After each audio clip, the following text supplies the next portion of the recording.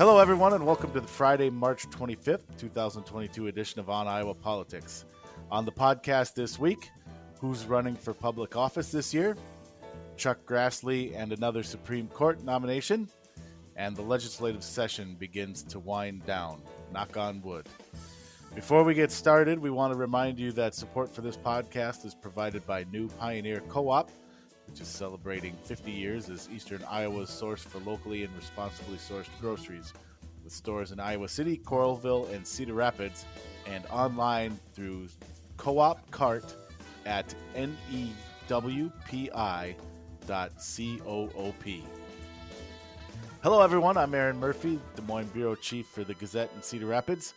With me today are Sarah Watson of the Quad City Times. Good morning, Sarah. Good morning. We have Jared McNett of the Sioux City Journal. Good morning, Jared.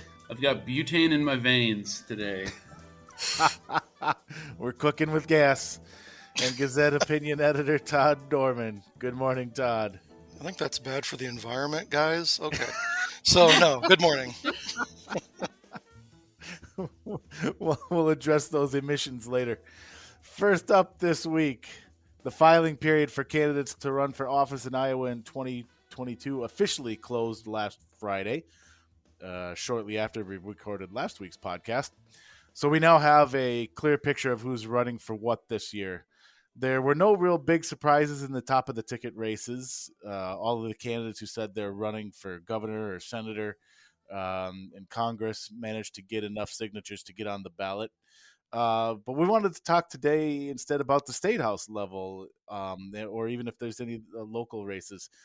So let's just go around the horn here, and I'll ask each of you what are the most interesting races in your area now that we have a complete picture of who's running. Jared, let's start with you. What are some of the more interesting races? Who are some of the more interesting candidates out there in Siouxland? Yeah, well, I'll start with basically in the Sioux City area specifically first, and that's with the District 2 race for state rep. Is going to be something that I think deserves attention because it's going to be Steve Hansen, who's won a lot of races, going up against Bob Henderson, who he's beaten races before, or at least one race before. But the district boundaries are a little bit different now, and Bob Henderson, who's a local party guy, seems to think that the change in the district is something that's going to favor him. And so it's very interesting with those change in districts. And also, that's pretty good competition there to have a guy who's an incumbent up against a guy who's the local party leader. That's a pretty strong challenger that you don't necessarily always see with some of these state rep races. And then I am plenty interested, too, in some of the races in our coverage area where Republican incumbents are getting challenged. One of those is Dennis Bush, who's from Cherokee. He's got two primary opponents. And then elsewhere, we talked about it last week, too. House Majority Leader Matt Winchittle is being challenged in the primaries.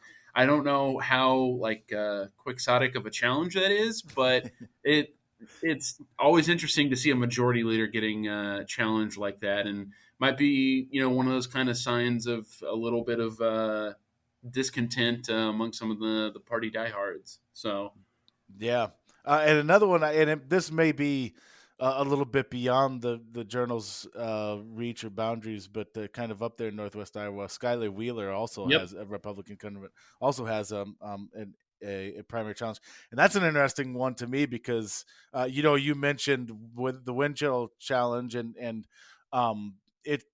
it's not persistent, but it's also not unheard of to hear grumblings from some wings of the Republican Party about the House leadership in particular, Pat Grassley and maybe to some degree Matt Winchittle.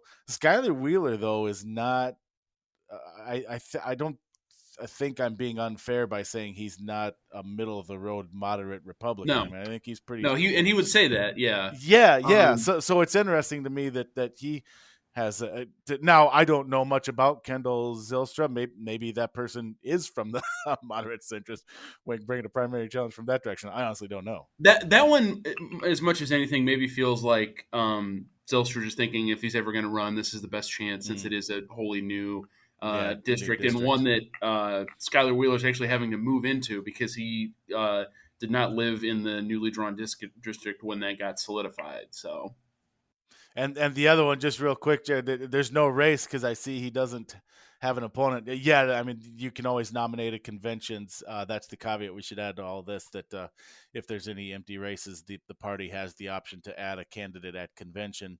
But J.D. Scholten, yep. as of right now, is going to be a state legislator next year. The Democrat who, in many real ways, took down Steve King. He wasn't successful in beating Steve King, but that close race motivated Republicans to put up a primary challenge, and then Randy Feenstra took out Steve King 2 years later. So as of right now, JD's the District 1 representative unless Republicans nominate someone. Is that a safe Democratic district up there, Jared? I assume that's Chris Hall's district that he's retiring from? More or less. There's a lot of overlap between those, and I think I talked about it a little last week too. That if like Republicans had like the ideal like candidate that you could craft in a lab, maybe they could make it an interesting race. But since like the local party guy Bob Henderson's running in a different race, I don't know who else in the local area would have enough pull that would be a bigger name than J.D. Scholten is here. So yeah. There you go. All right, Sarah, how about over in the Quad Cities? What races and candidates are you keeping an eye on? Yeah, so for the June 7th primary, one interesting race that I think will be good to keep an eye on is Senate District 47. There is a Republican primary between two city council members, sitting city council members, Scott Webster of Bettendorf and Barry Long of LeClaire. So the district covers like Bettendorf and LeClaire. And so those two are both sitting city council members and pretty active in their communities. And then the Democratic challenger, who doesn't currently have a primary opponent, is Mary Figaro, who's from Bettendorf, and she's an attorney. So that would be, I think, an interesting race to watch because none of those folks have held office before. I should say at the state representative or state Senate level. And then in the House, House District 94, Phyllis Theed, a longtime legislator in the Iowa House.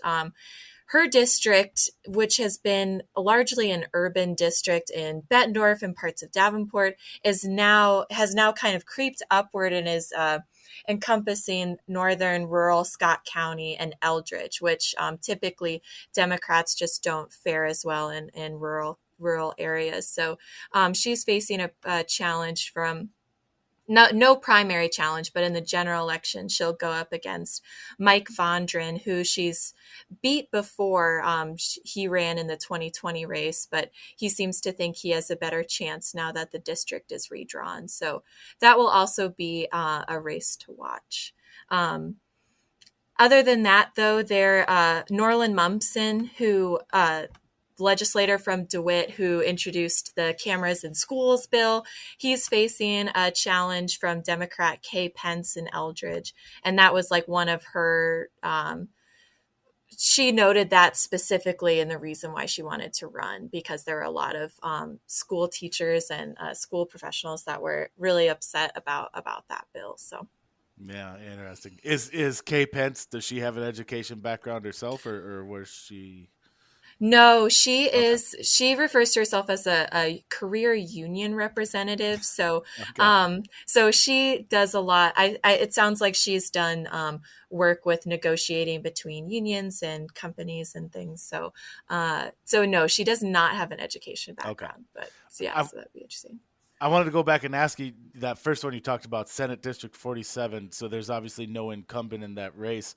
Do you have a sense, and these are all newly drawn, so it's tough, do you have a sense of what the political composition of that district is? Is that a district that favors Republicans or Democrats, or is it balanced? Yeah, that's a good question because it covers a lot of Bettendorf and then stretches along the river in the like rural Pleasant Valley area and then LeClaire. And so it really...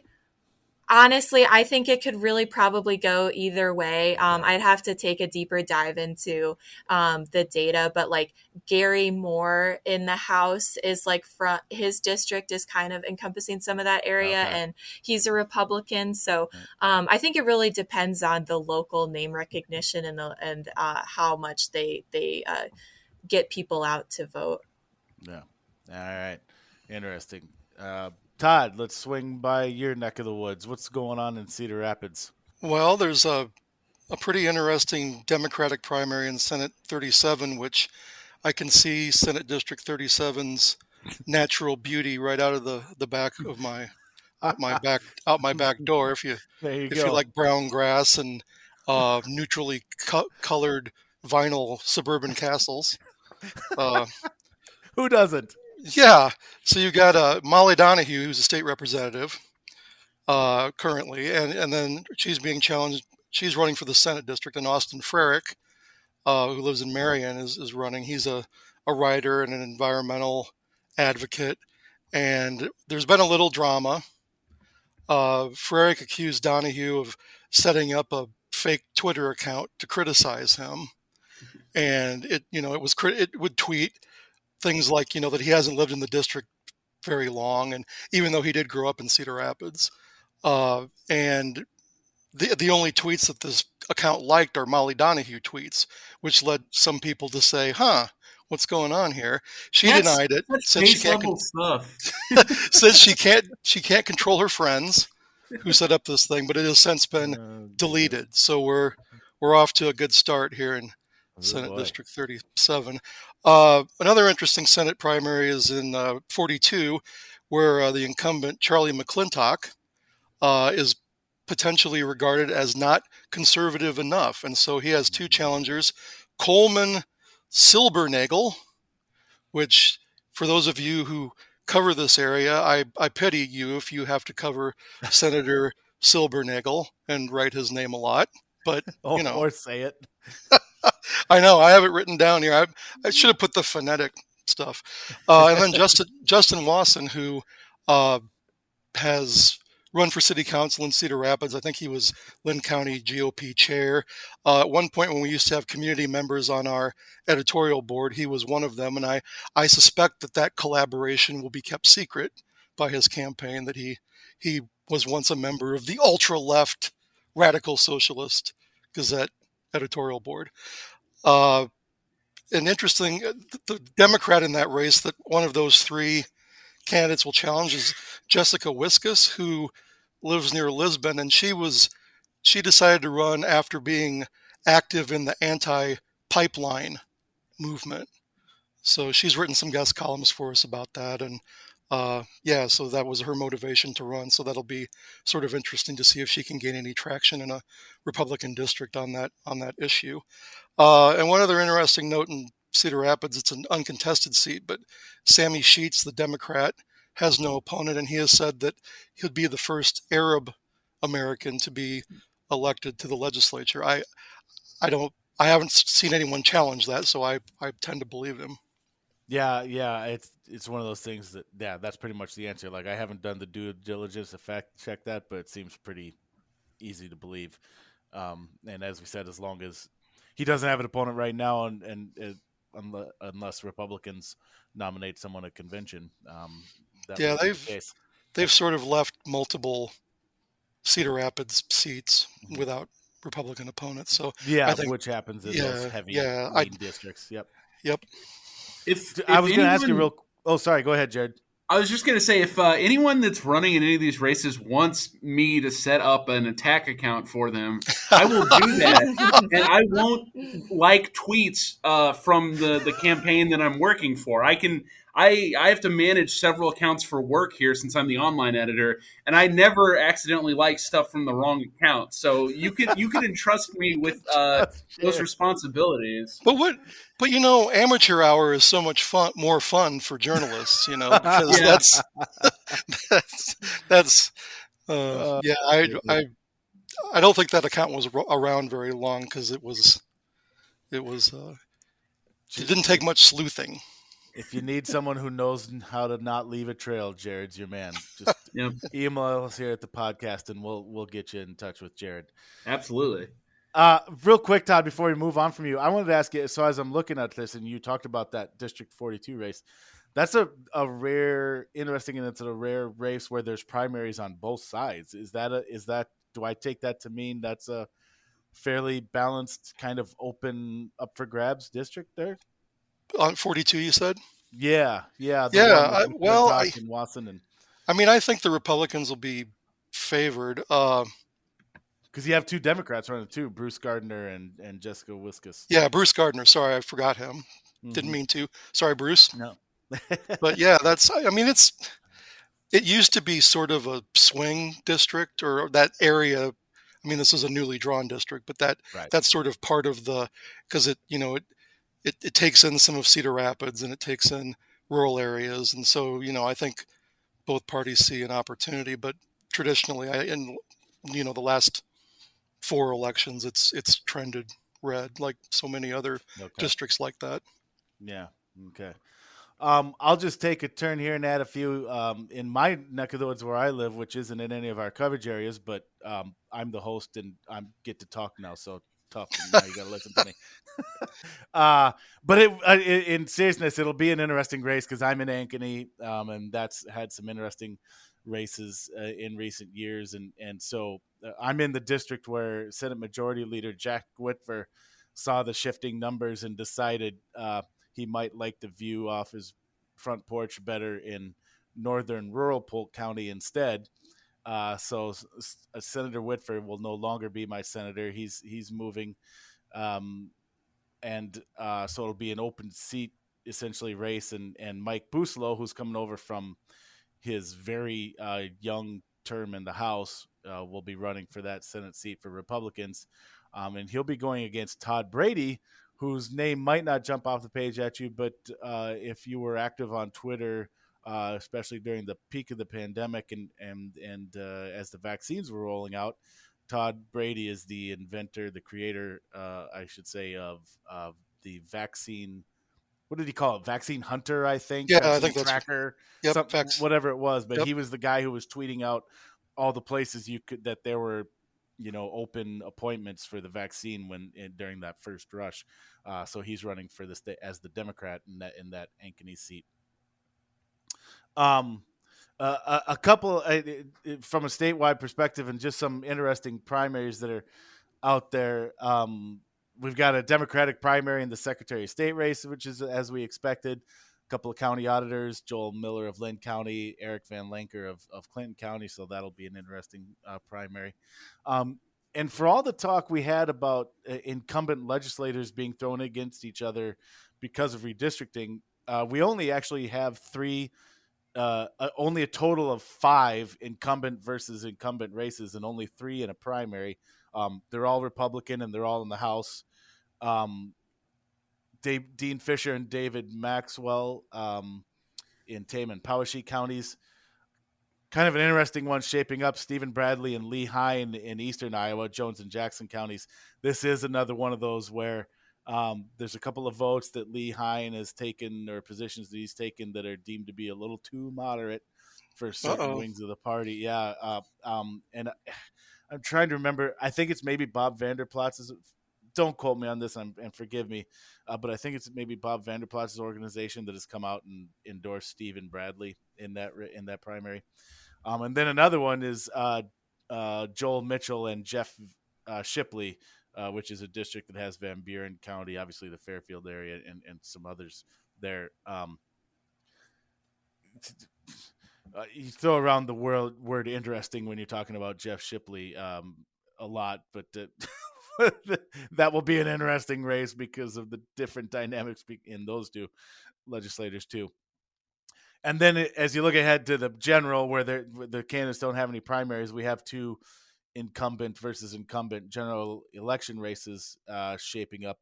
The one that's going to be super fascinating is here in the Des Moines suburbs. Republican Jake Chapman, and he of the Let's Put Teachers in Jails for Giving Out Dirty Books bill, versus Sarah Trone Garriott, the Democrat, and that's in Dallas County, the western suburbs here. That will obviously be a really interesting race, not just because of the candidates, but also because that's one of those districts that's been becoming a little more blue in recent years. So that's going to be an interesting race. And then the other one is Republican Don Driscoll will face Democrat Kevin Kenney over in Johnson, Washington, and Iowa counties. And then maybe just one more that I find fascinating. We again back here in the western Des Moines suburbs in the House, the Republican candidate is former Congressman David Young. So we have a former congressional candidate in J.D. Scholten on his way to the House, and a former Congressman David Young running for the House. And then the Democrat will either be Sonia. Oh man, I should have. Height Susan. Height Susan. Thank you. I'm not even going to say it. You heard them. Sonia, what they said, who's a former Des Moines TV journalist. And I know Sonia real well, so next time I see her, I'm going to be embarrassed to say hi. Who she now works in the state auditor's office, and then Waukee attorney Tom Walton. So there's some interesting kind of name recognition there for this little House race in western Des Moines. All right.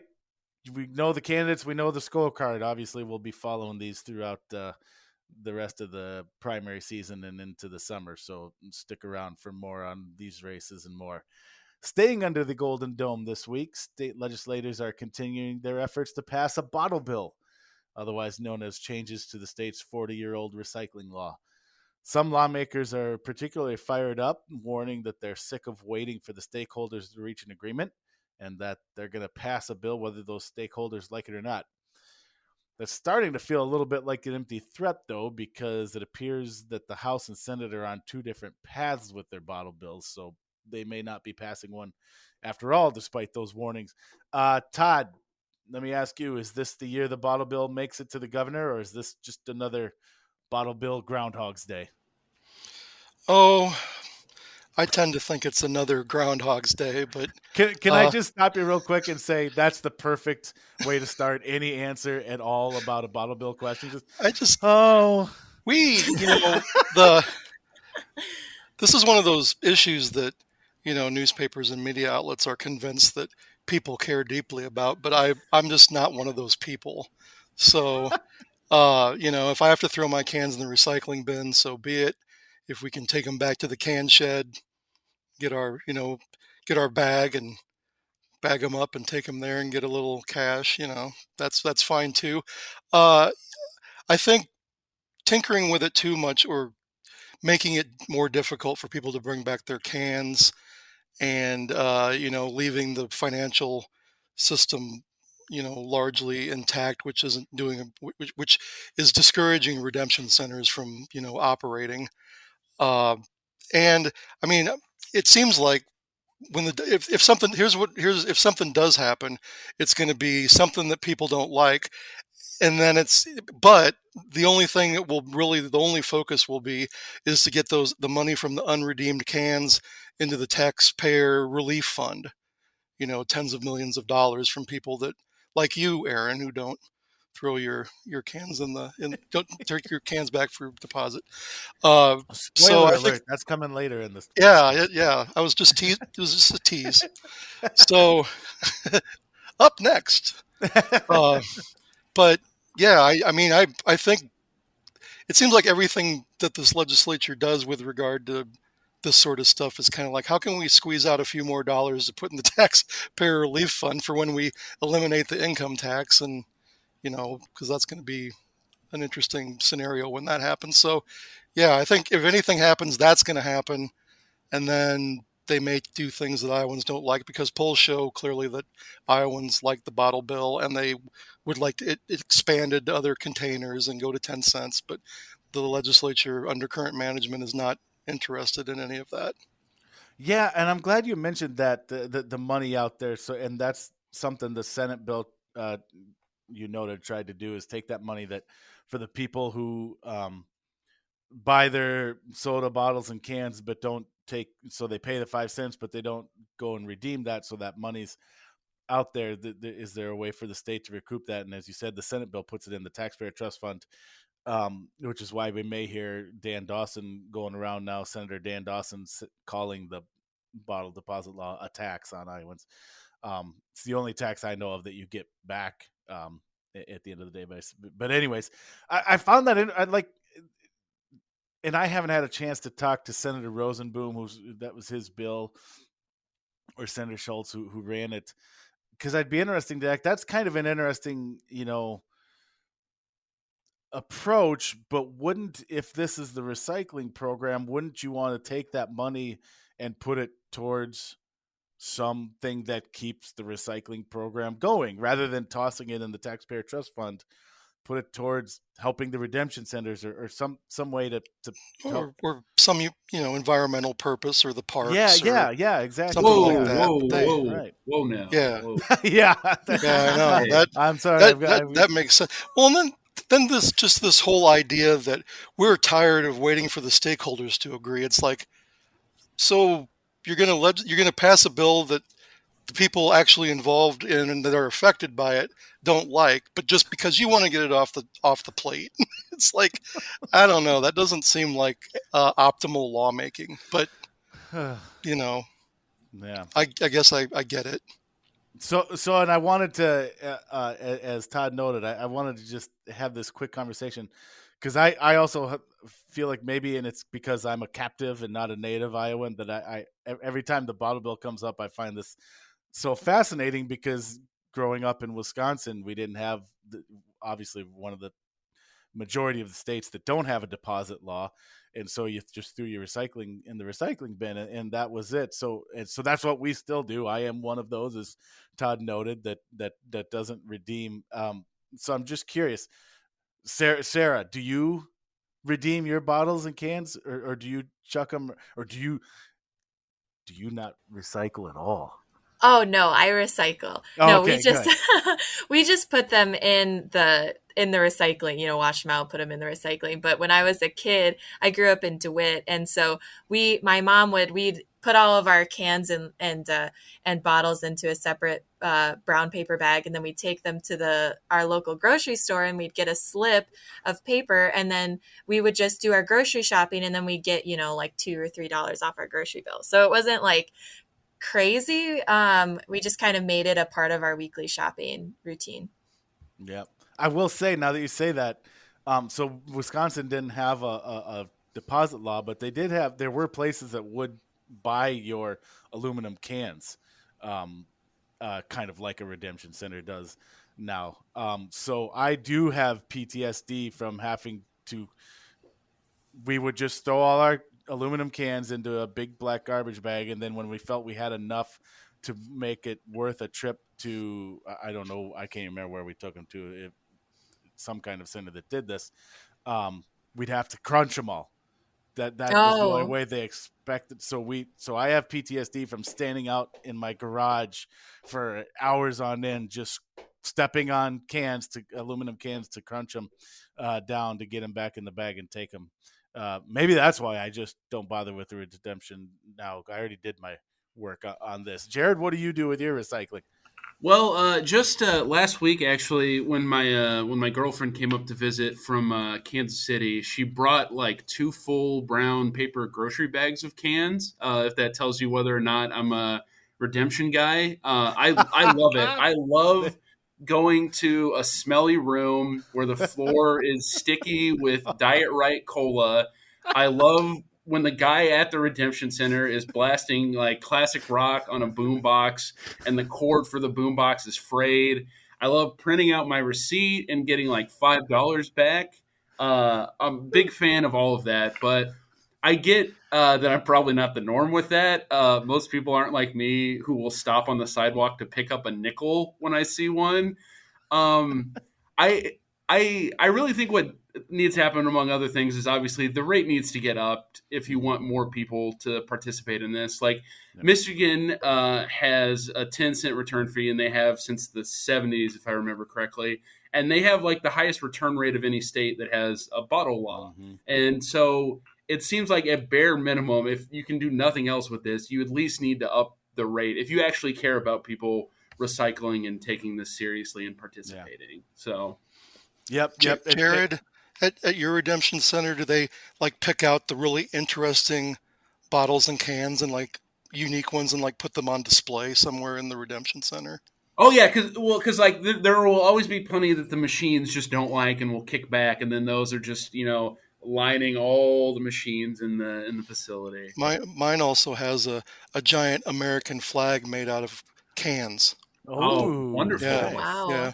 Nice. See, it's really easy here. The can shed will give you a tall cardboard box with a hole in the top and a bag to put in it, and you fill it. If you fill it, they just give you $12. I mean, it's just a flat fee. It's pretty easy.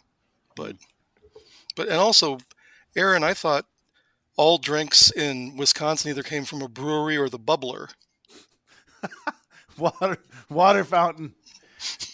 We had that wasn't so we're getting way off on a tangent here, so I'll make this quick. But That's you exactly actually what I'm had trying to do. bubbler versus water fountain within Wisconsin. Like I Jeez. think if I remember right, in Southwest Wisconsin, we called them bubblers, but over like by Milwaukee, they call them water fountains. Maybe I just remember that Yeah, we had geographic diversity even within the state. it was polarization is what it was, and that's where it probably all this started. That's right. That and tastes great, less filling. So, all right, another tangent, but I just made a joke, and the olds are laughing and the youngs are not, and that I just dated the podcast members. Just look up classic Miller Lite commercials on YouTube or something, and Oh God, that was depressing. Oh, at least you didn't say "Let it be Lowenbrow." I have only myself to blame. I did it to myself. Moving on now, in a much more depressed fashion.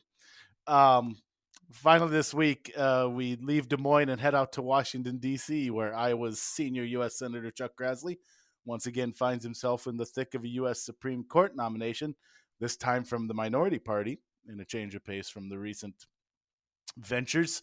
Democrats have nominated Ketanji Brown Jackson, and God help me and forgive me if I pronounce that wrong.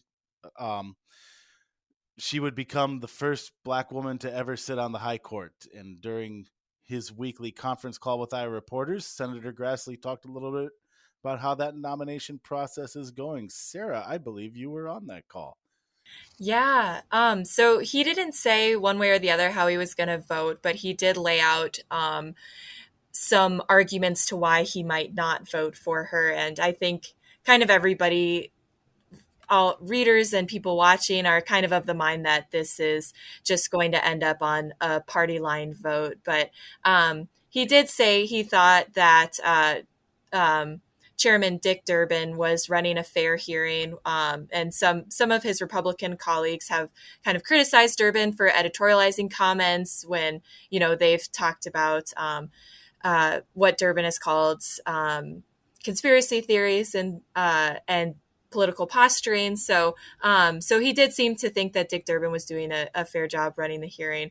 But in a previous press call, Grassley had said essentially that he was going to ask about Ketanji Brown Jackson's judicial philosophy and whether, she took a more strict approach to the Constitution, the more originalist interpretation where you interpret the Constitution as it was written when it was written. And she said when he asked her that on Tuesday, I believe, she did say she didn't believe in a living Constitution, which essentially was, if justices it kind of infused their policy or beliefs into this living Constitution, or it updates or evolves and changes and grows along with society. So she said she didn't believe in that, and he said that was gratifying to hear. He said that she was very smart and graceful in her comments, but also said, that he would look forward to seeing in the next so many years whether she carried out that vision or whether she was just saying that for the hearing. So it didn't. I think he kind of laid out a scenario where he probably was unlikely to vote for her, even though he said he hadn't made up his mind. And like he didn't vote for her when she was previously up for a nomination for a judicial circuit. So, but he obviously was coy about that. But. Yeah, I think it's fair to say, like you've kind of pointed out, that the writing does seem to be on the wall. He seems to be pretty much laying the groundwork for the direction it certainly appears his vote is headed. Todd, from your seat there in Cedar Rapids, how has this nomination process played out compared to the recent ones under the previous administration and different majority party? Well, I think one thing they all have in common is that, you know, senators who consider themselves to be presidential timber are using these hearings to raise their stature. And because it's mostly Republicans doing that now, you're sort of wading into some of the darker, you know, issues that they're trying to hammer Democrats on. I mean, you got Marsha Blackburn accusing her of, you know, being an advocate for critical race theory, and Ted Cruz going along those same lines, accusing her of being on the board of a private school that, you know, advocates anti-racism. And then it turns out Ted Cruz's kids go to a school in Houston that does the exact same thing. Uh, then Josh Hawley, senator from QAnon, is advocating that arguing that she's been light on child pornographers, when even the National Review says that's a far-fetched notion, and she's basically sentenced them in similar ways to other federal judges because of sentencing guidelines. So it's been sort of a similar, but also maybe a few clicks more shameful. That some Republicans are sort of see this as retribution for how shoddily they believe Brett Kavanaugh was treated, although Judge Jackson has been far more calm in the face of this onslaught than Justice Kavanaugh, who sort of lost his temper. He likes beer. Yeah, right. As you may remember. So it's all about. I mean, this is of course all about politics and about Republicans sort of hammering these themes that they're using all over the country. That Democrats are soft on crime, want to defund the police. They're part of a secret pedophilia ring. I mean, just all of this sort of both normal and really abnormal stuff. And so it's been reflected in this. And she's going to get confirmed. I see Joe Manchin finally came around today and said, "Oh, okay, I'll vote for her." He decided not to be the fly in the ointment this time, which I guess is progress. Before we close this out, Jared, I apologize. I realized I didn't have a question for you in this block, so maybe I'll just throw this one at you on the fly. I saw some of his, speaking of Senator Cruz, I saw some of his questioning, and I'm wondering if you've followed and tracked if he has learned yet whether he is allowed to say that he's an Asian man. Has Senator Cruz figured that out yet? I don't think he's gotten to the bottom of that, that question yet. More deep research is needed. Okay. One of my favorite things always to point out whenever these Supreme Court hearings come up is just the fact that there aren't any qualifications for who can become a Supreme Court justice. Like, you don't need to be a lawyer. You don't need to, there's no age requirement as there is with other offices. So, eventually one day we could just get some guy becoming a Supreme Court justice. So there's hope for former President Trump. If he doesn't run or doesn't win the next election, he could just have asked for the Republicans to nominate him to the Supreme Court. Yep. There we go. Well, we assume that is in the plans, and when that does happen, we'll talk about it on a future episode. But that's it for this edition of On Iowa Politics. If you enjoyed it, tell your friends and subscribe to us wherever you find your podcasts. You can send fan mail to podcasts@thegazette.com. And stay up to date on our team's coverage of the Iowa legislature by subscribing to the Capitol Digest newsletter online under the Iowa legislature tab at thegazette.com. Can you just scribe something instead of subscribing? Is that a thing? Oh, yeah. Okay. Don't forget that the work of everyone you heard here today can be found on the pages and websites of the Quad City Times, Waterloo-Cedar Falls Courier, Sioux City Journal, Mason City Globe Gazette, Muscatine Journal, Council Bluffs Daily Nonpareil, and the Cedar Rapids Gazette. The Olympics will play us out. If you know an Iowa band or musician who should be on the podcast, please send us a sound file. For Sarah, Jared, Todd, and our producer, Steven, I'm Erin Murphy. Thanks for listening.